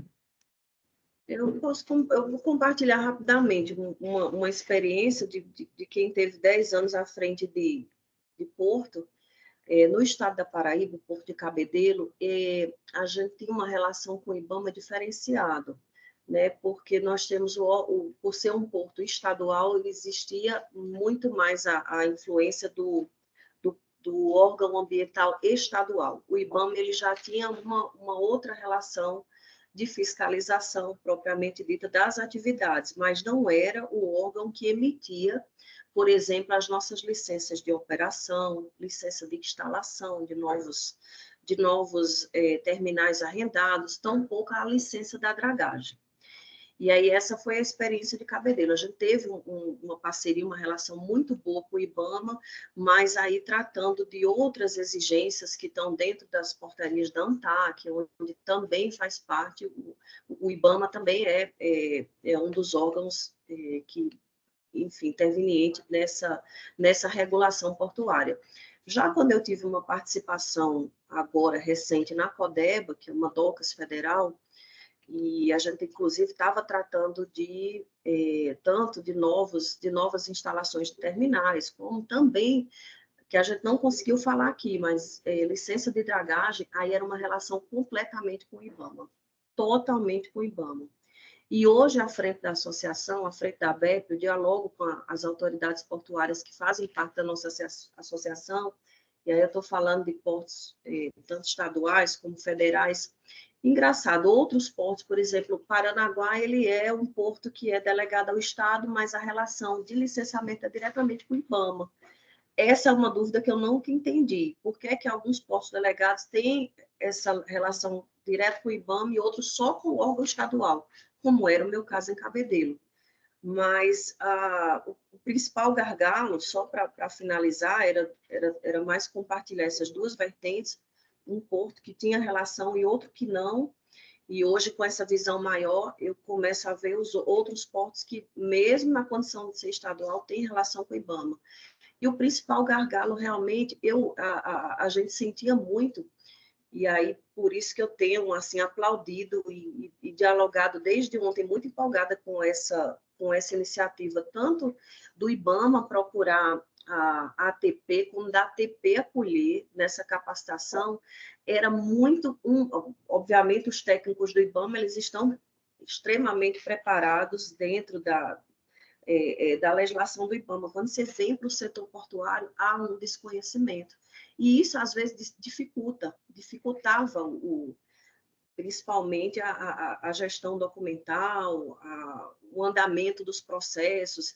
Então, assim, a gente acabava tendo, pelo menos, uma relação assim muito direta com quem vai, a comissão que foi delegada para poder emitir um licenciamento ambiental de determinado porto, ele passava muito mais primeiro por um processo de conhecimento, tá?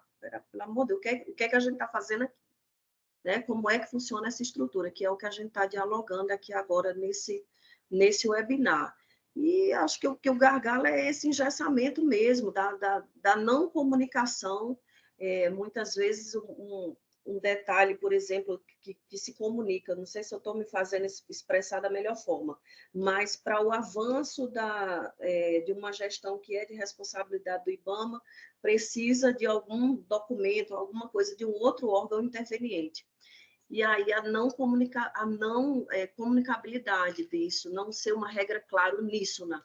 Então, peraí, todos os pontos são esses aqui.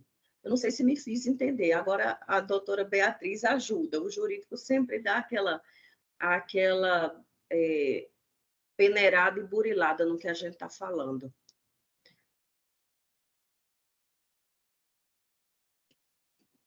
Não, eu acho que essa questão da comunicação e das diversas normas é um complicador, porque é como a Rafaela colocou, né? Às vezes a gente se baseia pela resolução CONAMA tal, mas para esse caso específico é a Y, não é a X, e aí você apresenta a documentação pertinente a outro tipo processual e acaba tendo um indeferimento, aí você recorre do recurso, tem uma análise toda formal que atrasa a tramitação desse processo, porque tira da mão daquele técnico que já estava à frente, e acho que essa também é uma grande dificuldade que pode ser citada quando o processo muda de mão, né? Quando às vezes um técnico entra de férias ou ele vai para a realização de alguma outra atividade e deixa esse processo pendente, muitas das vezes acontece um limbo e esse processo fica perdido por mais que se tente ali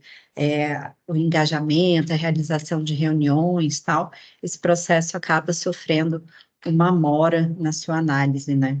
E muitas das vezes é por culpa também do interessado, que não apresenta as documentações no formato que a norma prevê, mas a gente percebe que, às vezes, o órgão ambiental, e aí eu não digo sempre o IBAMA, mas os estaduais, né, não possuem um corpo técnico em quantidade razoável para trabalhar em todos esses processos, porque se a gente fosse colocar o que é prioridade para o porto, né, ontem eu conversando com a Rafaela sobre essa explanação de hoje, óbvio que é a dragagem do canal de acesso do porto organizado, se ela não estiver em dia, seja uma dragagem nova, seja uma dragagem de manutenção, ela pode paralisar todas as atividades deste porto e até dos terminais privados que estão nas adjacências do porto. Mas também é claro que um arrendamento que acabou de sair do papel, que está buscando ali a regularização de sua licença, ou de um TUP que está só com termo de referência e está pedindo a licença prévia, que é só o primeiro passo para depois ter LI e LO, óbvio que esses também são empreendimentos de prioridade. Então, se a gente for considerar que praticamente tudo é a prioridade, porque o porto não pode parar, né? O que faz o porto não é a receita que ele gera, mas sim a movimentação de carga, e toda movimentação de carga depende dessa licença ambiental. Se formos considerar que tudo é prioridade quando se trata de porto, então o órgão ambiental muitas das vezes está com uma defasagem de agentes para resolver esses problemas. Então, acho que o ideal seria facilitar essas normas para que o interessado já entregasse um protocolo limpo, que conseguisse atender o máximo dos critérios possíveis e o órgão parasse de perder tempo com a manifestação de complementação, com eventuais indeferimentos de pedido e análise de recurso. Legal, obrigada, Beatriz. Janaína. Tem a visão do órgão também, né, Janaína? Eu estou tentando organizar aqui as ideias. Deixa eu ver aqui. Você falou dos gargalos, Bárbara, para os portos organizados, um reporte que a gente tem recorrente, que a gente percebe que traz também atrasos, né, assim, no processo como um todo, é a questão da modalidade de contratação que ele tem dos serviços, por exemplo. Para ele contratar uma consultoria, uma empresa para executar os programas ambientais, ele tem que fazer isso por meio do processo de licitação, né? Aí a gente sabe que pode ocorrer, assim, nesses processos, que ele não instruiu bem essas licitações, e aí por isso ele tem atraso. mas aí a gente sempre tem esse reporte de que assim, no tratamento com os portos organizados, a gente acaba incluindo na nossa análise esse período, assim, a gente sabe que às vezes não consegue colocar um prazo muito exíguo para eles atenderem uma solicitação do IBAMA, porque a gente já sabe que vai ter essa questão da licitação, mas mesmo assim, também a gente observa que, conversando assim com algumas pessoas de alguns portos, que também tem questões internas das autoridades nessa instrução desses processos de licitação, né? Que aí da licitação perdida, eu não vou nem arriscar falar os outros nomes aí, que senão a Beatriz vai rir, que eu não sei, não lembro todos os termos, mas assim, então tem essa questão, né, que eles trazem para a gente sabe que pode sim gerar algum tipo de atraso, mas também tem a responsabilidade de quem está fazendo a licitação, né? A questão que a Beatriz colocou, tangenciou aí do corpo técnico, né? A gente tem uma equipe realmente muito pequena e que vem reduzindo ao longo dos anos. Eu estou com 10 anos de IBAMA e a gente não teve acréscimo, na verdade, depois que eu entrei, porque a gente teve um concurso no ano passado que foi bem pequeno e não resolveu a situação. Então, a gente funciona assim, no limite sempre, né? E tudo é prioridade, né? Porque todo interessado que instrui um processo de licenciamento aqui, que abre um procedimento de licenciamento, para ele é prioridade. E a gente não consegue tratar todos os empreendimentos nessa categoria, a gente tem que ir fazendo filtros, né? Tentando organizar a programação que vai dando andamento no que está mais urgente. Geralmente a gente prioriza bastante análises que envolvam questões de segurança da operação do porto, né, que é a questão das dragagens, e em paralelo, assim, mesmo com equipes muito pequenas, a gente trabalha sempre para melhorar os nossos procedimentos internos, né, de análise, para poder ser mais objetivo também, e nessa questão da dragagem, a gente tem já uma proposta de uma orientação técnica normativa para, não digo que é para acelerar, mas para uniformizar as análises e para talvez trazer uma objetividade maior para a análise de dragagem de manutenção, em especial, para a gente ter uma melhoria nesse processo também, né, que a gente percebe, né, que é uma correria muito grande quando chega num período de dragagem e a gente às vezes não conseguiu finalizar uma análise, não conseguiu ainda emitir autorização, e aí a gente recebe bastante pressão com essa questão. Então, assim, dentro da competência do IBAMA, no licenciamento, mesmo com todas essas restrições, a gente tem buscado melhorar e aperfeiçoar o que a gente consegue, né, do ponto de vista de análises de procedimentos, de padronizações, mas a gente realmente, essa questão de recursos humanos, a gente não tem gerência sobre isso e a gente já passou por uma situação, acho que uns 2 anos, é que é tão traumático que eu não consigo lembrar quando, né? Que a gente teve 6, 7 analistas na coordenação de licenciamento de portos, para poder tocar esses processos todos, né? Então, e estamos aí num momento que a carreira está em mobilização aí para poder batalhar por isso, né? Só que essas questões passam por muitos interesses e a gente não sabe quando é que vai ter esse reforço, nem quando vai ter. A gente segue aí fazendo o melhor que a gente pode com a força de trabalho que a gente tem.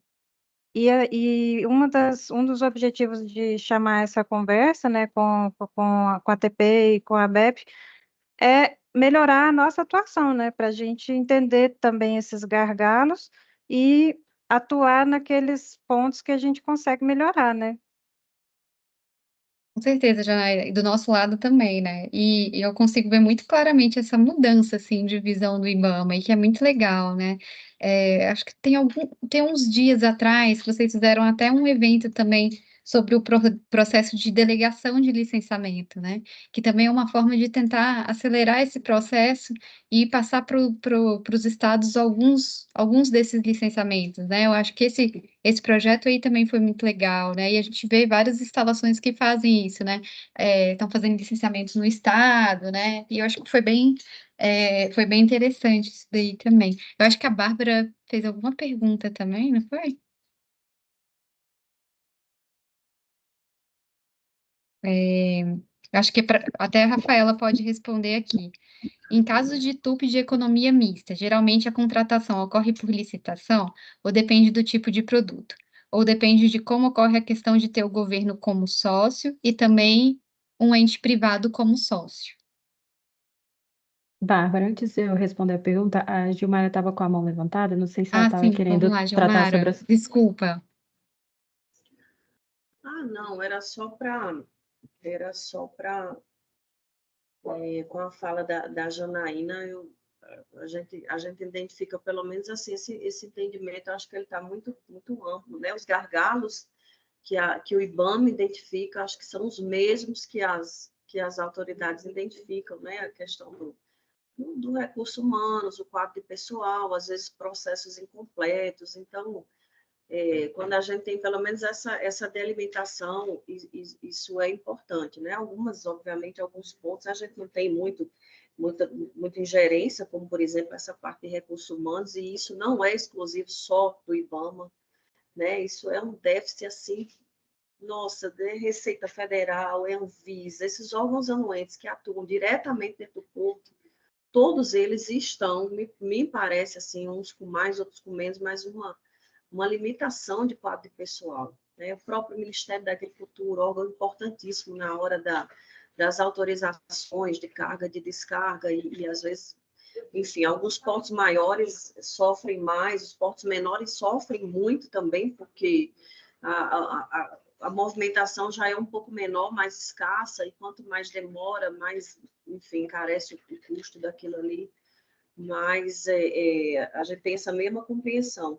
E era também para dizer, como eu não estava atenta a toda a apresentação, estava confiando aí 100% no taco da doutora Beatriz, não podia ser diferente, me desdobrando aqui entre outra atividade, e aí eu fiquei feliz que eu vi que foi falado na questão do licenciamento da dragagem, né? Por fim, é uma dúvida minha, né, com relação, talvez até por desconhecimento mesmo, mas a questão de portos que são delegados, e ainda assim tem a jurisdição do IBAMA, né? A minha visão ela era um pouco mais limitada, de que apenas as companhias federais, e aí não é com relação a isso. Se a própria doutora Beatriz, a Rafaela, a Janaína, se alguém souber falar isso, assim, é uma dúvida que, para mim, era até importante a compreensão. Acho que, de resto, era só isso mesmo. Oi, Gilmara, bom dia. Thales aqui de Paranaguá. Nos escutam? Estamos sim. Tudo bem, pessoal? A gente também, eu compartilho que a gente aqui como equipe tem acompanhado também esses eventos que não só para o IBAMA, mas para a gente também é bem legal para a capacitação. Então, a gente tem acompanhado desde o início, desde quando começou ontem. E eu até vi ali uma dúvida da Bárbara, que foi que você comentou também, Gilmar, em relação a essas dúvidas de convênio de delegação, né? Em relação ao Estado e do governo federal. Então, a gente tem realmente esses cenários. Não é só Paranaguá também, você comentou sobre Cabedelo, tem Itaqui, que é a EMAP, lá no Maranhão. Então, especificamente aqui do Paraná, que até que foi a dúvida da Bárbara, o Estado, isso historicamente aí desde a década de 60, 70, 40, sempre fez a operação e depois foi formalizado via convênio de delegação por mudanças de legislações mesmo, em 2001, Então, é um convênio de delegação da União para o Estado do Paraná. Então, aí o governo do Estado do Paraná fez uma empresa pública, daí não é uma sociedade de economia mista, é uma empresa pública, daí seria padrão, eu acredito, o Caixa Econômica, e para fazer a administração do porto. E como é que funciona daí essa questão de quando é IBAMA ou IAP, no caso, o órgão estadual? Existe um decreto, que eu acho que é o 8437 de 2015, que ele meio que estabelece realmente o que é a competência do órgão ambiental federal e do que é a competência do órgão ambiental estadual.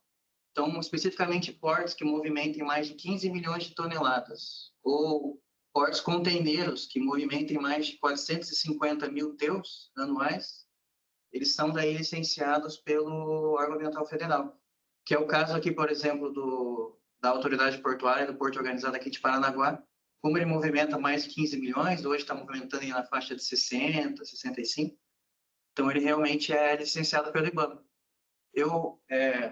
A Janaína até, às vezes, quando o pessoal do IBAMA faz as vistorias aqui com a gente, eu acho que tem também ocorrendo, eu acho, um processo de transição, né, Janaína? Tem portos, por exemplo, que hoje ainda é estado, que vão para a IBAMA, mas tem terminais portuários que já deveriam para ir para a IBAMA, mas ainda é estado. Acho que tem também, acho que algo que anda em paralelo, acho que algo nessa linha também, né? Mas, em resumo, Gilmara e Bárbara, eu acho que o que é IBAMA, o que é órgão ambiental estadual é esse decreto mesmo, 8437 de 2015, que estabelece, né? Então, e aí Não. sobre o que não está com a gente, que tem essa movimentação aí já, virá quando tiver na renovação da LO, porque na renovação da licença de operação é quando vai ser reavaliada a competência, e aí o órgão competente passaria a ser o IBAMA. Então, tem alguns terminais que têm movimentação pelo decreto, já fica claro que seriam competência do IBAMA, e não estão aqui porque ainda não chegaram nesse momento da renovação. Perfeito. Então, na verdade, seria, no caso, um alinhamento daí entre os órgãos ambientais. Quando o terminal entrasse, por exemplo, uma renovação no órgão ambiental do Estado, o órgão ambiental do Estado já passaria essa recomendação para vocês, né? Na verdade, o próprio terminal, na licença, quando ele for pedir a licença de renovação, ele já teria que pedir no órgão competente, que seria o IBAMA. Entendi. Mas, assim, aí isso não impede da gente fazer essa interlocução com os órgãos estaduais para poder receber esse processo, né? Porque aí a gente recebe um processo que já vem com uma licença, né, de operação, e que a gente vai avaliar se precisa fazer alguma adequação, vai pensar o que a gente entende que precisa ter de melhoria naquela gestão ali, né? A gente recebeu, por exemplo, acho que em 2017, acho 17 para 18, o terminal Ponta da Madeira, que é lá do lado do Porto Itaqui, né? Aí a gente ficou um período com a licença no formato que ela veio do Estado, e depois a gente foi avaliando os programas, como eles estavam sendo executados, e foi inserindo as questões que a gente achava que precisavam inserir, reavaliando, né, o que eles estavam executando lá, e hoje a gente já tem a licença já mais no formato do que a gente entende que que agrega, né, a gestão lá do terminal.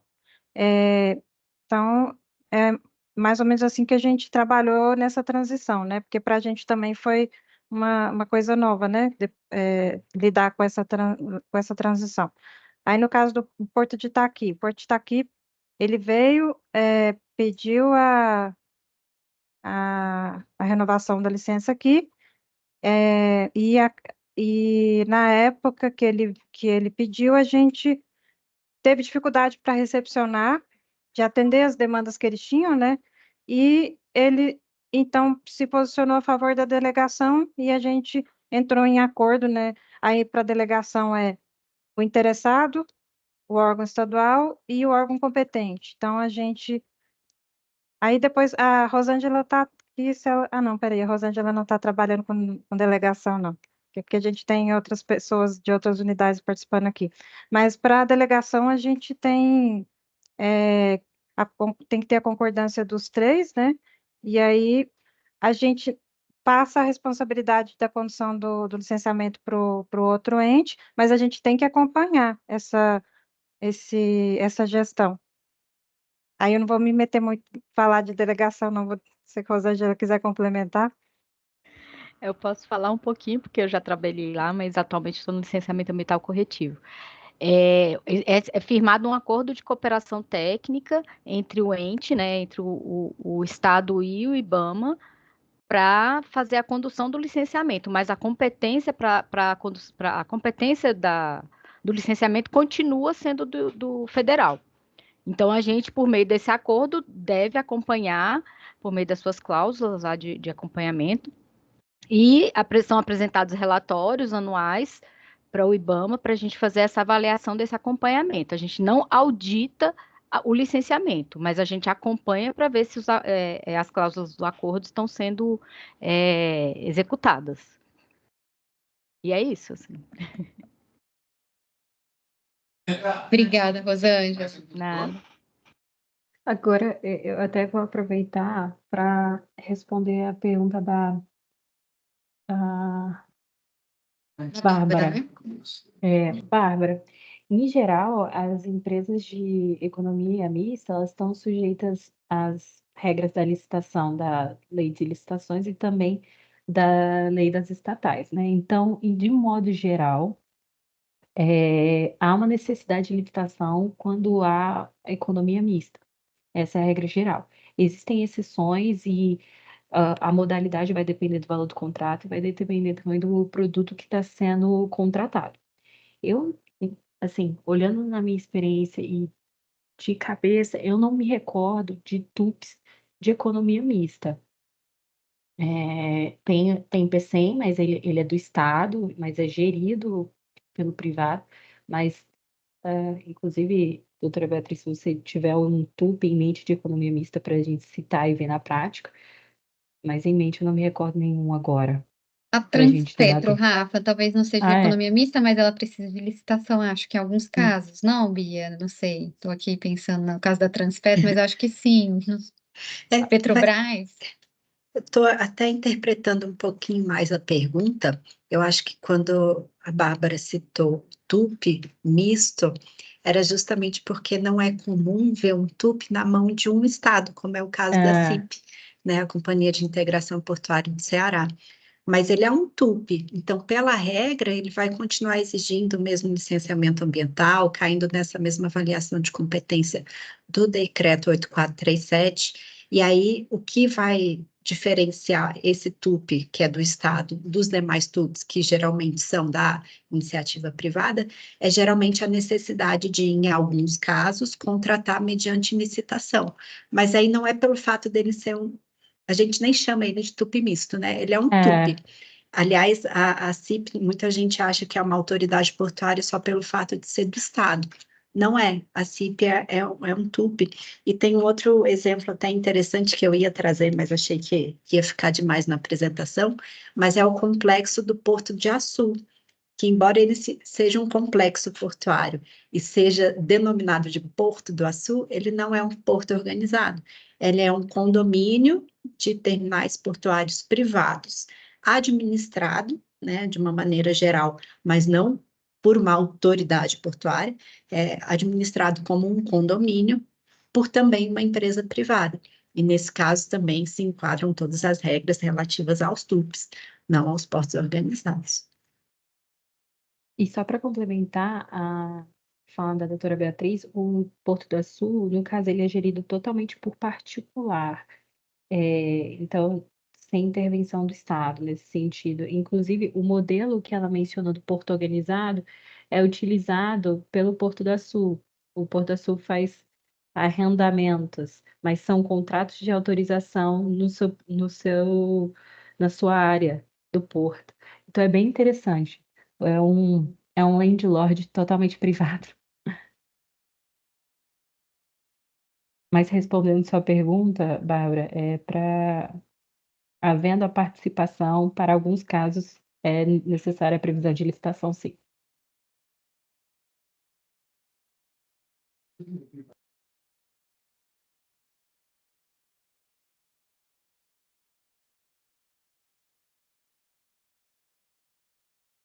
Pessoal, então acho que é isso. A Bárbara colocou aqui alguns comentários, eu vou só ler, porque eu acho que ela está sem áudio. Então, eu vou só colocar aqui os comentários que ela colocou, né? Ela falou que o que determina, em termos normativos, se o porto será licenciado pelo IBAMA é o artigo 7 da Lei Complementar 140, de 2011, e o artigo 3 do Decreto 8437, de 2015. Sobre os gargalos que percebemos como órgão ambiental, a questão da qualidade dos estudos, ela reforçou, né, aquilo que a Janaína já tinha falado, e eu acho que a gente pode até tentar pensar, né, Janaína, assim, no final dos nossos trabalhos de webinar, talvez uma padronização, acho que o Almirante até comentou que há um tempo atrás já tinha conversado com o IBAMA nesse sentido, para a gente tentar ver uma padronização desses documentos, para que os terminais fiquem mais atentos a esse tipo de coisa, né? E aí a Bárbara falou também que tem porto organizado que está há mais de 7 anos para conseguir a aprovação do plano de emergência individual, por não cumprir os pontos básicos da CONAMA 398. Então, se percebe que é um caso de não cumprir algo bem claro, né? Não sei qual é o caso do porto organizado, mas acho que depois a gente pode trazer isso com mais calma e tratar cada um desses temas, né? A gente está chegando quase no finalzinho da nossa reunião, e eu estou achando engraçado porque toda reunião a gente termina com o tema que vai ser abordado na próxima, né? Então a gente falou na reunião passada, o pessoal falou, não, a gente precisa entrar mais em regulação, a gente entrou em regulação. E nessa a gente falou, a gente precisa entrar mais em dragagem. E o próximo módulo é sobre dragagem também, né? Eu e a Janaína, a gente ainda não definiu a data, acho que vai depender da agenda de todo mundo aqui, da BEP, da TP, do IBAMA, né? Mas assim que a gente definir, a gente já passa para vocês. E queria agradecer a participação de todo mundo, agradecer a participação da BEP novamente, doutora Beatriz, doutora Rafaela, obrigada por trazer o conhecimento aí de vocês para a gente. Janaína, sinta-se à vontade aí para me completar. Não, só agradecer a participação de todos, principalmente hoje da Rafaela, da Beatriz, e sua, né, Bárbara, que está aí conduzindo muito bem, e dizer que eu vou te fazer umas propostas de data, Bárbara, essa semana, e aí para você poder ver com os participantes do próximo módulo, para a gente já fechar. Mas aí a ideia é fazer isso, mais 2 módulos juntos na próxima rodada, e aí a gente vai divulgar, vai passar para todo mundo aí os convites com as datas. Viu, pessoal, pela presença e até o próximo módulo. Obrigada, pessoal. Obrigado. Tchau, tchau. Obrigada, boa tarde. Obrigada, boa tarde.